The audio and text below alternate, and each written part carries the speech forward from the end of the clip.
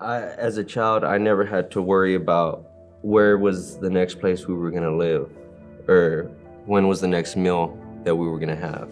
Those are certain things I didn't have to worry about. Now the things I had to worry about is Dad gonna come home very angry, or is he just gonna be angry? Am I gonna sit here and do something to where it's gonna upset my mom, to where she starts spewing out uh, certain verbal abuse? So when I was 12, I remember my parents splitting up.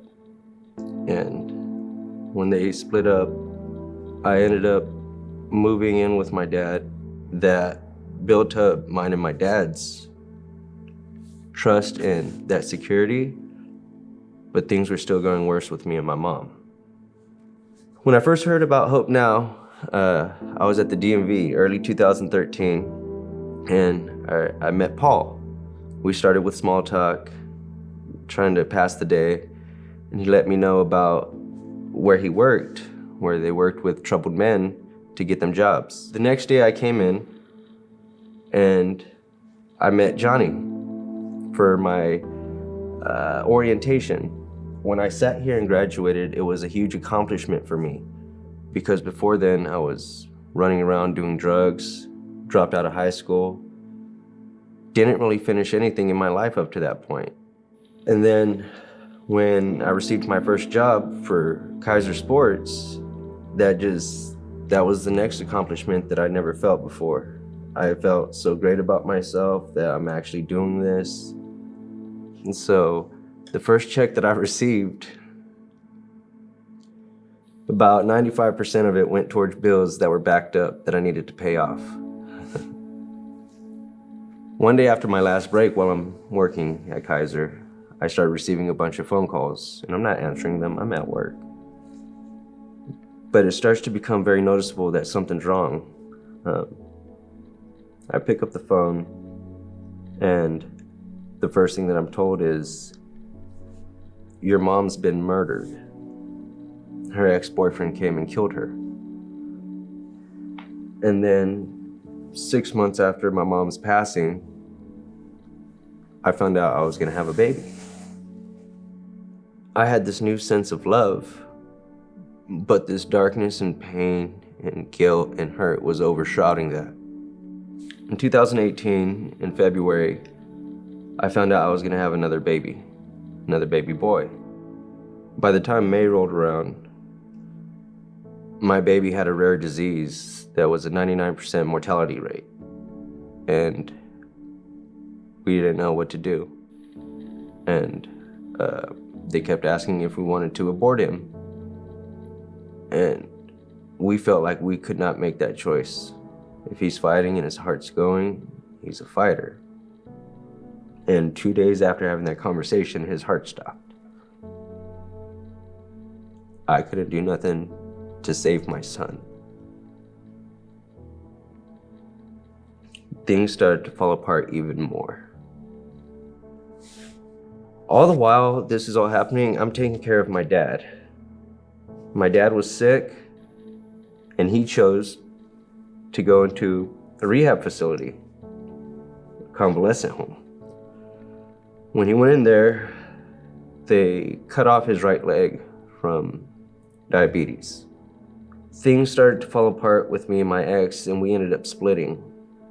About 2 months after he went to the convalescent home, he had to get his other leg cut off due to diabetes, which was a very risky procedure because only 10% of his heart was working. I walk in, and as soon as I cut that left to go into his room, he flatlines again. Watching my dad take his last breath did something to me. It hurt. For all these years, my dad was my rock. That sent me into a darker fit. For like 2 days after he passed, I was mixing meth and cocaine and drinking profusely, wasn't sleeping. I didn't want to feel the pain. I I felt pain for years and years and years. At that time in my life, you couldn't tell me that there was a God. I didn't believe it. I go sit and have a talk with a deacon from my church who hasn't seen me for years and asking about me. And I sit with him, and he decides that he wants me to see this movie.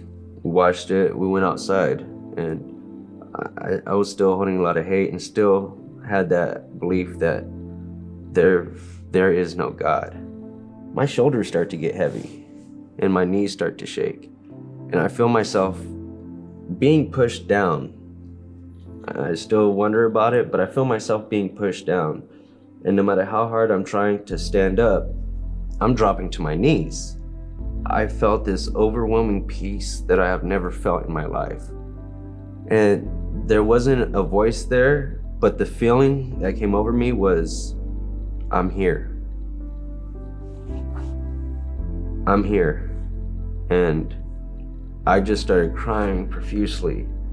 3 days later, I was in church. When I got my faith back, I didn't really come to Hope Now. It took a couple years, but I always had Paul there. Had Paul messaging me, asking me how it's going. It always felt like a safe space to be able to talk about what you were feeling without ridicule, without judgment. Dark times don't last. They don't. They seem like they do, but all you need is that little flicker of light. Because even in the darkness, that little flicker can help you guide your way to where you need.